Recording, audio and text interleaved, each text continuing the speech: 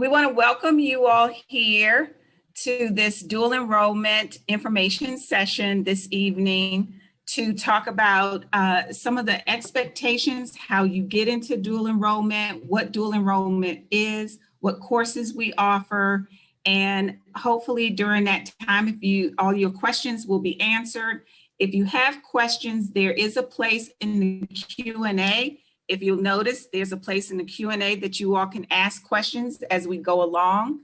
At the end of this session, questions will be posted for you all to see, and you can certainly continue to reach out to us and ask more questions. So we're going to start with who's here, and then we will move right into what dual enrollment is. So we have our panelist, Bobby Scott. She's our English Department Chair. We have Amy Morrow, who is one of our dual enrollment English teachers. We have Ben Byrne, who is our DE government teacher. Terry Snoots, who's our Director of Counseling. And I'm Dolores Lucas, Assistant Principal. So again, the purpose of this meeting is to inform you all about dual enrollment and how you can be part of it, or how your child can be part of dual enrollment classes. Ms. Scott. Good evening, everyone. Thank you for coming and welcome. Dual enrollment at Patriot High School is an enrichment opportunity for students to earn both high school course credit and college credit. The college credit is awarded by Northern Virginia Community College. The faculty leading these courses are certified by the Virginia Department of Education and by the Virginia Community College System. Course content will cover the requirements of both the high school curriculum and the college curriculum. So what we do as teachers each spring, we meet with students before they go into counseling to schedule with their counselors. And we use survey tools to see what classes students are interested in taking. From there, teachers meet with students to determine a placement that's based both on their interest in courses and also on performance in the course in the current year that they're in. As an example, for English, for instance, students earning or going for their English credit, rising juniors and seniors have 4 options. They have on level 11 and 12, depending on what grade they're in. They have AP Language and Composition, AP Literature and Composition, and dual enrollment 111, 112. And then there is different courses, obviously, in history. And Mr. Byrne, I think, could probably explain the history sequence. Once a placement is determined, teachers record recommendations in student view for students, parents, and counselors to access. And from there, students begin to work with their guidance counselors in constructing schedules. Mrs. Snoots. I'm going to talk a little bit about how students are selected, or not only from the teacher perspective, like Mrs. Scott covered, but also to make sure that they meet NOVA's minimum requirements. So the purpose is for enrolling in a college level class where you would get both a English credit, say in high school, but then you would also get a college credit that would go on a college transcript. A little bit different than where AP classes, depending on what you get as a score after taking the AP test, would determine whether you get a college credit or not. Some schools will take BE classes as electives only, whereas depending on your AP score, if you get a 4 or 5, then they would take that as a college credit. So it really depends on the college that you are applying to as to whether AP or DE is a best fit for you. If the student's next step is planning on going to NOVA, then a dual enrollment class is ideal for you. Not saying that you shouldn't take an AP class, because you can certainly get college credit at NOVA for that AP class as well. But students that are planning on going straight to NOVA, this is a great option for you because you already know that you will get that college credit. We will talk to students more, if we haven't already, about the opportunities at NOVA of being able to transfer to four-year colleges. So it kind of feeds into that for your student. we don't like to say that one is more difficult than the other. They're both rigorous classes, but from what we have found out, a lot of rigorous four-year schools would prefer to see AP classes sometimes versus dual enrollment classes taken in the high school. A lot of schools are moving away from that judgment, so it really is specific to different schools. But we think both are great options for our students. Unfortunately, we have to have we have to have teachers that are certified as college professors in those areas, and that's kind of hard to find a high school teacher that has all that master level work. So we do have to restrict the amount of classes that we can offer, unfortunately. And I'll talk about that a little bit more in the next slide. So the classes here that Ms. Scott already touched on with DE English, we are going to start with English 11 next year. And then for students who have already taken the 111, 112, then they would eventually go to the 251, 252 in their senior year. But our seniors that are rising for next year, they would start out with the 111, 112 as well. For the U.S. history, you can see there what we have for that level, and that would be for juniors. Government would be for our seniors. And then we are also adding AP Environmental Science, which is both PE and AP. They haven't determined whether those students will have to take the AP exam at the end or not. We're still waiting on that, but that would be both an AP level and a DE level class.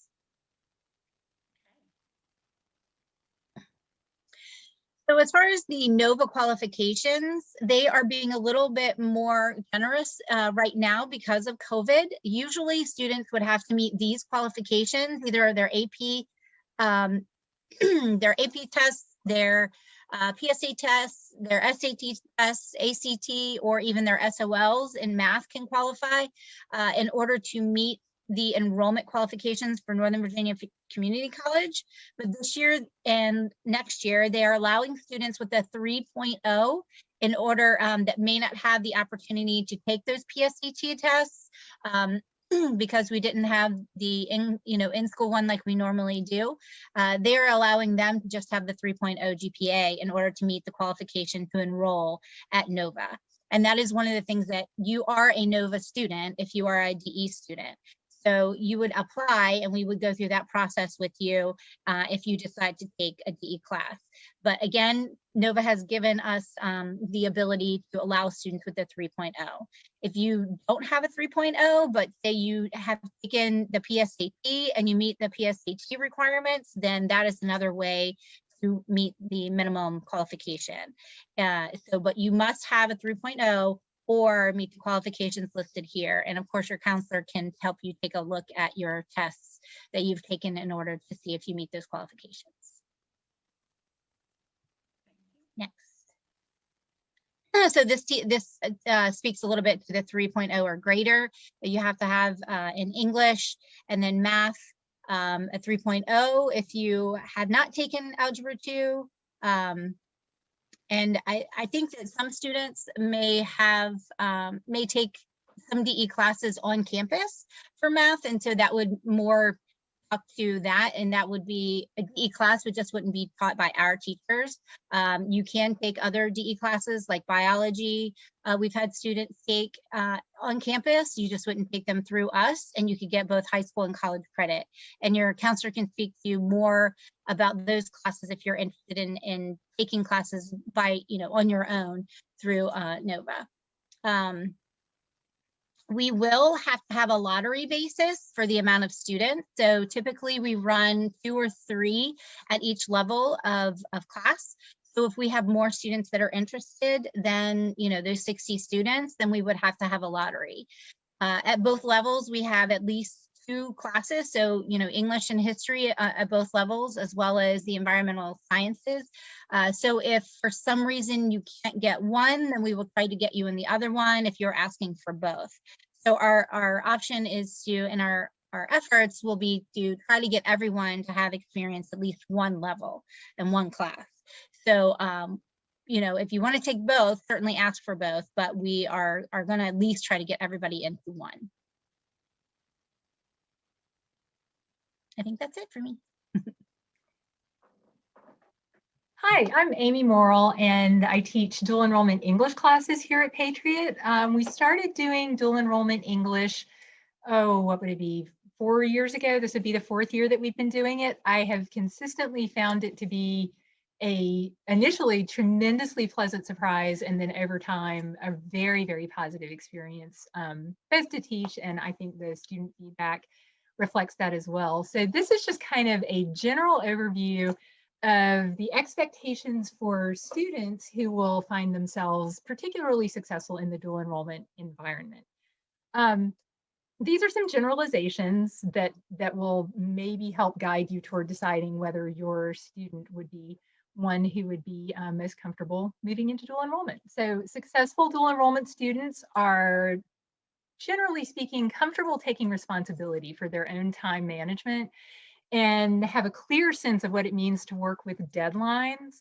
The reason for that is that they need to be comfortable with a faster pace of instruction and sometimes a tighter turnaround time for assignment due dates, because we are, Mr. Byrne and myself, if we were teaching the class on the Manassas campus, it's the exact same curriculum. Like, we are covering, it's not a modified, scaled down version of the curriculum. It is the Nova English 111 and then 112 curriculum. So there's stuff that has to be covered. These students will be comfortable collaborating with other students and contributing meaningfully and consistently to class discussions. It's an almost impossible kind of class for a kid to kind of lay low on the back row. It just does not work. There's a lot of stuff that arises through collaboration and discussion. And in a normal face-to-face year, the discussion obviously happens in class. This year, it's been happening via Zoom, and it's been quite robust. Cameras on, kids participating in real time. It's carried over very nicely. There'll be students who are comfortable taking the initiative to reach out to instructors with potential concerns they have, either with materials, with deadlines. Of course, everybody understands that intervening circumstances happen, but in those circumstances, students will reach out to the instructor and make arrangements for an extension and work it out that way. They overall tend to take an independent and mature approach to their own learning process, and to be able to use that independence and maturity to thrive and to kind of find their own research interest on the English end. At least they have tons of room to explore topics and fields and modes of writing that they find most engaging for them. And then this is a quick overview specifically of what English 111 and English 112 would look like. 111 happens during marking period 1 and 2 of Patriot High School. 112 happens during marking period 3 and marking period 4 on the Prince William County calendar. 111 and 112 together, the stated goal of these classes at Nova, and these are classes that every student who goes to Nova has to take, and almost every student who goes to any four-year school will take some version of. The goal is to prepare students for all expected college writing across the curriculum and for writing in the workplace by engaging the writing process, critical thinking and writing skills, argumentation, and research. The format of the classes, both 111 and 112, combine lecture, discussion, collaboration. Both are writing intensive. Both will include workloads that are divided among, again, face-to-face work, collaboration, real-time synchronous instruction, discussion boards, timed in-class writings, writing portfolios. That's the general distribution of the work in class. Short readings that are designed as springboards for writing opportunities. We're not going to be reading novels in either class, but we will be reading short texts from an anthology provided in 111 and another one in 112 by the school. Okay, so 111 is Intro to College Composition 1. And during that time, we're basically developing an understanding of the modes of writing. We're learning all the bits and pieces of writing. That would be things like, narrative, argumentation, definition, exposition, just all the different modes of writing and the stylistic approaches and conventions appropriate to academic writing, developing also a clear sense of how to read and discuss texts in the college setting. what will they produce? Their big finished pieces will be 4 formal writing portfolios, along with daily informal writing tasks to scaffold those big projects along the way. They will produce at least 1 formal research paper predicated upon an annotated bibliography that will be derived from NOVA databases. And then in 112, toward the end of January, we roll automatically over into 112. It's not a re-registration process or anything like that. We move into Introduction to College Composition 2, and that one, the textbook, for example, for that one is called Writing Argument About Literature. So the focus shifts a little bit. We continue to develop writing skills necessary for successful communication in college and in the real world, the world of work, the world beyond the classroom. This semester, though, the content is focused on short works of literature, short stories, poems, whatever, inviting students to develop analytical and argumentative strategies of writing based on their reading. They'll be now deploying the various modes and genres of writing that they learned during the first semester. Again, they'll produce 4 formal writing portfolios along with daily informal writing tasks. And once again, it'll culminate in, for 112, an MLA format literary analysis research paper. And that's 111 and 112. Before we move on, Ms. Morrow, there were a couple of questions in the Q&A. One of the questions is, are students allowed to take retakes like we normally do at Patriot High School? In English 111 and 112, the retake is almost built into the process, in the sense that up to the day that the finished writing portfolio is due, I will edit infinite drafts of it. They can upload, and right now we're in the process of our first portfolio of the second marking period. And the most highly motivated students are in that cycle where they're submitting a new draft literally every day until I get to the point that I'm like, there is no more editing to be done. The grade is solid A, you're good to go.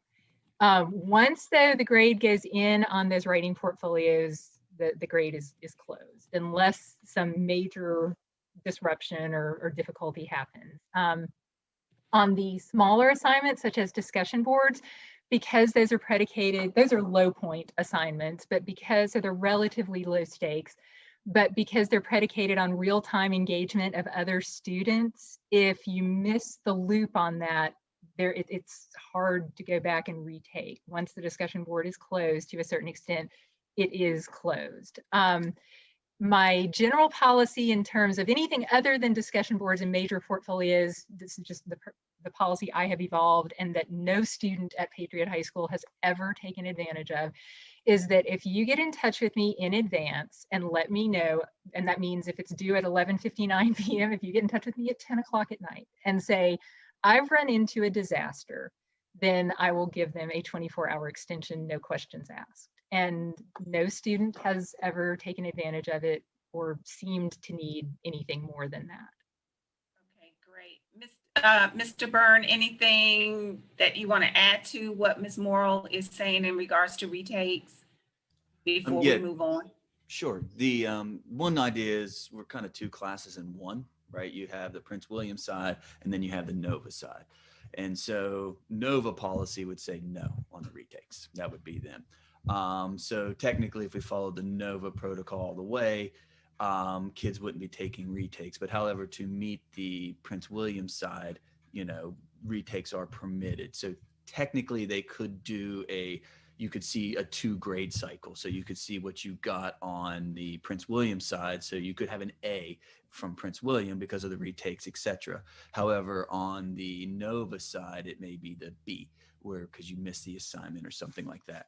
Normally, I do allow the same process to go back and forth simply for simplicity on my side.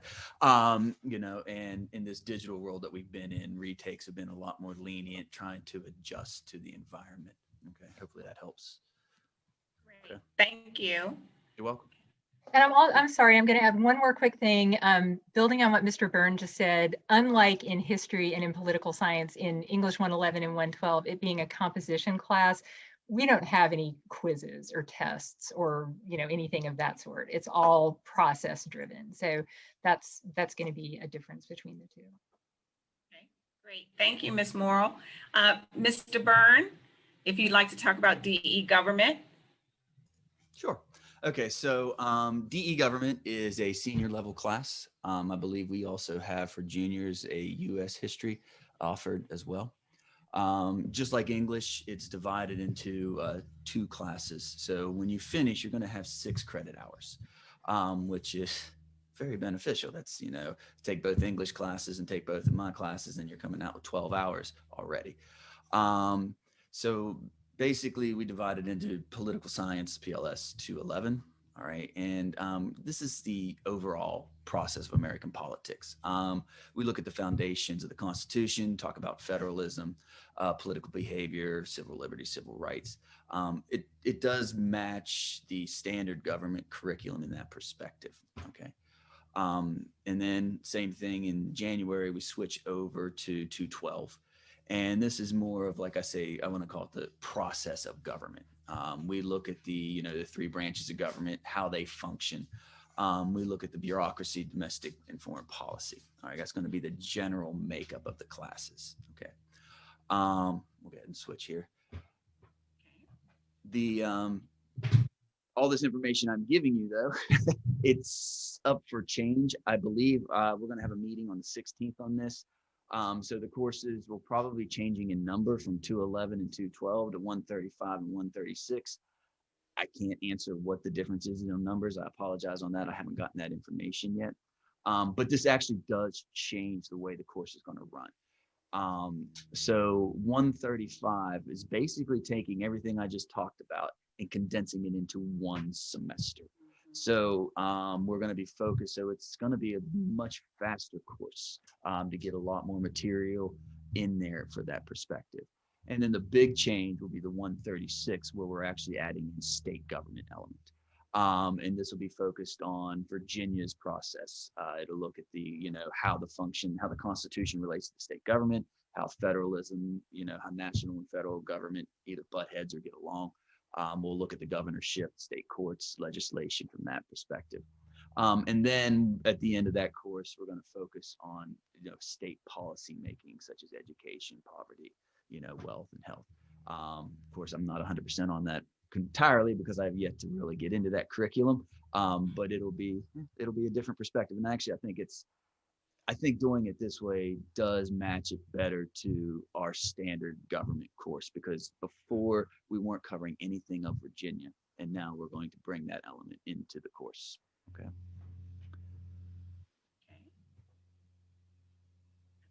So a couple things about government. It's a controversial topic. I'm just going to be perfectly honest. We have many issues nationwide that people feel very strongly about, and I bring those into class. It's just that simple. With NOVA, basically, this is an adult class, and so any governmental issue, it's open for discussion. And in fact, I'm encouraging it. That's what I want to see. My role, I play the mediator. I like to call myself the devil's advocate in the room. If you take one side, I will argue your side. I don't really care what a student truly politically believes. That's not my goal. However, I want them to take a stance. They need to be able to argue why they feel this way, and not just say, well, I heard it yesterday or I saw it on social media, but they need to have evidence to back those arguments. And so, a typical class discussion, yes, we're going to do facts and information and stuff like that, but then I'm going to throw it out there for the students to discuss, debate, and continue on that way. And of course, if things get a little too aggressive, then, I jump in and say, okay, let's roll back and kind of change that. And so, basically, we do, it is factually driven, unlike English, where, you do have stuff to, but I don't really push the testing environment too much either. We do quizzes, but quizzes are open-ended, usually short answer quizzes. You'd have like a 10-question quiz and, a paragraph answer per each. My brain lost track here, sorry. We'll also be running mostly written and reading perspective. All right. Unlike, unlike a standard class where I would say, okay, here is the fundamental principles of democracy, and then here's a quiz on it. Let's go on. They would, look and say, how did the democratic process of Athens influence the founding fathers? And then they would have to come up with an argument on that. That would be the process in there. So basically the workload in the class, reading, it is a reading class. And even though it does have science, even though it doesn't have English in it, it is reading. Usually I try to keep it light. I don't know, 25 pages usually where we put, but there's been weeks where we've had up to 50 pages of reading, either from our textbook, or I'll go through and find some current political journals that actually relate to the topic we're in. And usually those are the driven part of the discussion board. They would read this article and then they would reflect on it in the discussion board and moving forward. And so you expect a weekly writing assignment, nothing gigantic, but, I would expect, a page of writing weekly. It may not be an all one assignment, but that's going to be the process. There will be a few short essays throughout the process. And then I definitely, for the first part, like I said, I'm not sure how it's going to go for the second. We do a research-based activity where they're going to finalize with at least a 5-page essay, written research paper. And I basically try to run the college perspective of, they're going to propose their topic, we're going to discuss their topic, and then they're going to come in and do research, do a literature review. And then afterwards, we do the writing, the editing process. And then at the end, that would be their final grade. Instead of a final test, they would have that final written research paper. And then, of course, as we go through, we'll do various projects throughout the class that aren't so much weighted for grading, but more along the lines of just moving that discussion forward. Okay. Okay, so this concludes the presentation that we have for you all. This was an opportunity to let you know what courses we offer in DE enrollment, which you can see is English 111 and 112, and then 251 and 252 should you take the English 111 and 112 as a junior. So we are opening up English dual enrollment to our rising juniors. And so that's something really important to think about and talk to your parents or to your children if you are the parent here. It's also an opportunity to let you all know that there'll be some new courses. I believe it's going to be the AP Environmental Science class, which will be an AP and a dual enrollment class.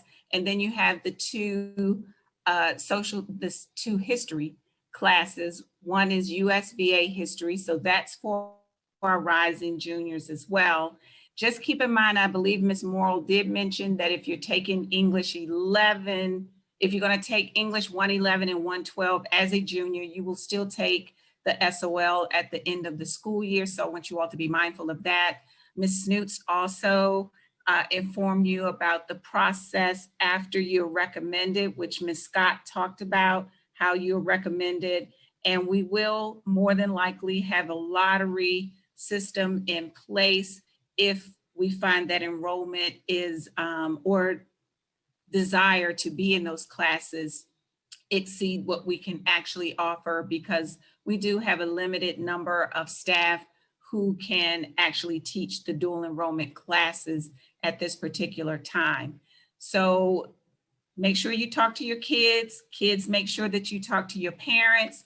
And when you meet with your counselor, you can certainly inquire about the different classes we offer and what they may mean to you going down the road. It is a weighted credit, fully weighted. And I don't know if we answered all the questions in the Q&A. What about D? Yes, we will have that. That is offered. And is there a cost? That was another question. No, there isn't a cost to take dual enrollment because you are taking it through the school. So you're getting your high school credit and you're also getting the dual enrollment credit. There is no charge for you to take these courses, okay?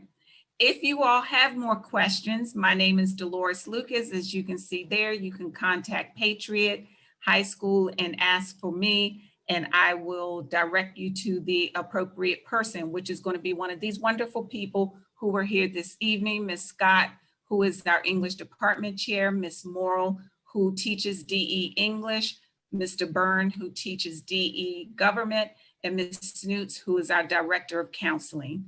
So thank you all very much for being here, and have a great night, everyone.